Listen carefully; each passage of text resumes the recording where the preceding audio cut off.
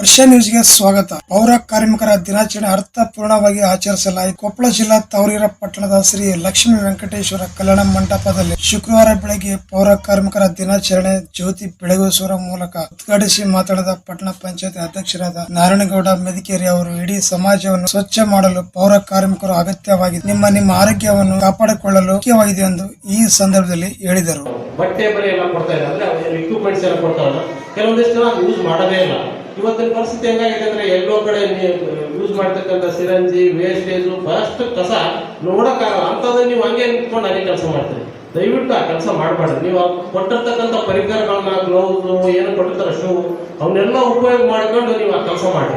ಆ ಕೆಲಸ ಮಾಡಲ್ಲ ನಮ್ಗೆ ಮುಜುಗರ ಆಗ್ಬಿಡ್ತಾರೆ. ನೀವು ಬಂದಿರ್ತೀರಿ. ಪಟ್ಟಣ ಪಂಚಾಯತಿಯ ಮುಖ್ಯಾಧಿಕಾರಿ ನಬಿ ಸಾಬ್ ಖುರ್ದಣ್ಣ ಅವರು ಮಾತನಾಡಿ, ಪೌರ ಕಾರ್ಮಿಕರ ದಿನಾಚರಣೆ ಸೆಪ್ಟೆಂಬರ್ 13ರಂದು ಸರ್ಕಾರ ಆದೇಶ ಹೊರಡಿಸಿದೆ. ಪೌರ ಕಾರ್ಮಿಕರಿಗೆ ವರ್ಷಕ್ಕೊಮ್ಮೆ ಸಂಪೂರ್ಣವಾಗಿ ಆರೋಗ್ಯ ತಪಾಸಣಾ ಶಿಬಿರವನ್ನು ಏರ್ಪಡಿಸಲಾಗುವುದು. ಸರ್ಕಾರದ ಯೋಜನೆಗಳಾದ ಭಾಗ್ಯಲಕ್ಷ್ಮಿ ಬಾಂಡ್, ಜೀವನ ಜ್ಯೋತಿ ವಿಮೆ ಮಾಡಿಸಲಾಗುವುದು ಹಾಗೂ ಪೌರ ಕಾರ್ಮಿಕರಿಗೆ ವೇತನದಲ್ಲಿ 3,000ರಿಂದ 7,000ಕ್ಕೆ ಏರಿಕೆ ಮಾಡಲಾಗಿದೆ. ಬೆಳಗಿನ ಉಪಹಾರವನ್ನು ನೀಡಲಾಗಿದೆ. ವಿಶ್ರಾಂತಿ ಗೃಹವನ್ನು ನಿರ್ಮಾಣ ಮಾಡಿಕೊಡಲಾಗಿದೆ.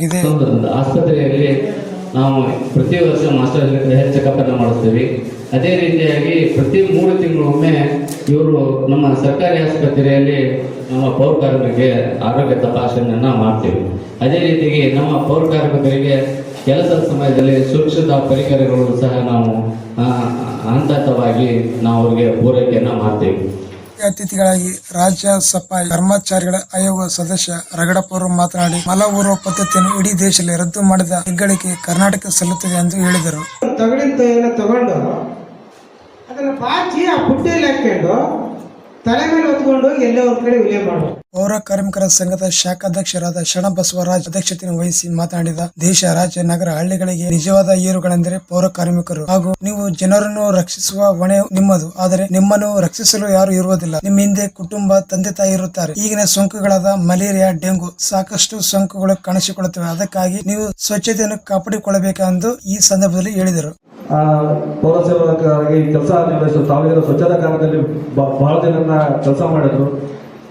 ನಮ್ಮ ಜೊತೆಗೆ ಒಟ್ಟಾರೆ ನಾವು ಅವ್ರಿಗಿನ ಮತ್ತೆ ಚಿಕ್ಕವರಾದ್ರೂ ಕೂಡ ನಾವು ಯಾವುದೇ ಒಂದು ಕೆಲಸಗಳನ್ನು ನಮಗೆ ಈ ಸಂದರ್ಭದಲ್ಲಿ ಪಟ್ಟಣ ಪಂಚಾಯತಿಯ ಉಪಾಧ್ಯಕ್ಷೆ ದುರ್ಗಮ್ಮ ಸಿರವಾಟಿ, ಪಟ್ಟಣ ಪಂಚಾಯತಿಯ ಸದಸ್ಯರುಗಳಾದ ದಶರಥ್ ಸಿಂಗ್, ಶ್ಯಾಮೂರ್ತಿ ಹಂಚಿ, ಕರಡಪ್ಪ ನಾಲ್ತವಾಡ, ಅಂಬುಜಾ ಉಗಾರ್, ಹಸೀನಾ ಬೇಗಂ, ಶುಕ್ರಾ ಅಹಮದ್ ಬನ್ನು, ಲಕ್ಷ್ಮೀ ಉಪ್ಪಾರ್, ಅಮರಮ್ಮ ಕಂದಗಾಲ್, ಶ್ಯಾಮೂರ್ತಿ ಭಜಂತ್ರಿ ಹಾಗೂ ಸಫಾಯಿ ಕರ್ಮಚಾರಿಗಳ ಸಮಿತಿ ನರೇಶ್ ಹಾಗೂ ಪಟ್ಟಣ ಪಂಚಾಯತಿಯ ಸಿಬ್ಬಂದಿಗಳು ಪ್ರಾರ್ಥನೆ ಗೀತೆ ಸುಧಾಕರ್ ಹಾಗೂ ಕಾರ್ಯಕ್ರಮದ ನಿರೂಪಣೆಯನ್ನು ರಾಘವೇಂದ್ರ ಮಸ್ಕಿಯವರು ನಿರೂಪಣೆಯನ್ನು ಮಾಡಿ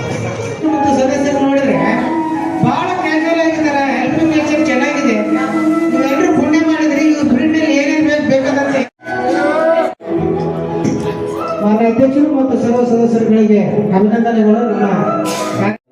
ನಮ್ಮ ತವರೀರ ಪಟ್ಟಣದ ಅಧ್ಯಕ್ಷರು, ಉಪಾಧ್ಯಕ್ಷರು, ಸರ್ವ ಸದಸ್ಯರು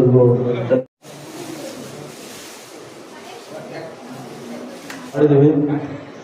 ಈ ಒಂದು ಕಾರ್ಯಕ್ರಮದಲ್ಲಿ ಎಲ್ಲರೂ ಸಲಹೆ ಸಹಕಾರ ಮತ್ತು ತನುಮನದಲ್ಲಿ ಪೌರ ಕಾರ್ಮಿಕರ ಪರವಾಗಿ ತುಂಬ ಹೃದಯದ ಧನ್ಯವಾದ.